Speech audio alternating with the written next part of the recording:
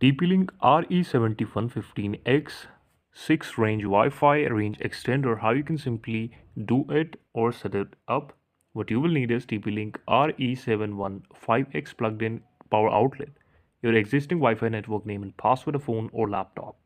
Option 1 is quick setup via WPS. The easiest way you can do is plug in the extender in the router and the area with a weak Wi-Fi network. Wait until the power LED turns solid. Takes 1 minute. Press the WPS button now. Press the WPS button on your router. Within 2 minutes, press the WPS button on the RE715X. Step 3 is look for a solid signal LED. If the signal LED turns solid blue, you are connected. Solid red or blinking means weak or failed connection. Try moving the extender closer to the router and try again. Set up using TP-Link Tether app. Download the app from the iOS, or if you're using Android, you can go on the Play Store. Now connect to the extender here, plug in the extender and wait for it to power up.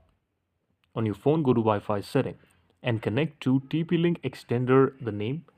Open the app and log in. Launch the Tether app, create a TP-Link ID or login. Tap plus icon to add a new device, then choose range extender. Follow the setup wizard. The app will detect the RE715X. Select your home Wi-Fi network and enter your Wi-Fi password. Set the name of the extended network, and then last step will be simply the placement. After setup, unplug the relocate the extender to a better spot, ideally midway between router and the dead zone. Thank you so much for watching this video.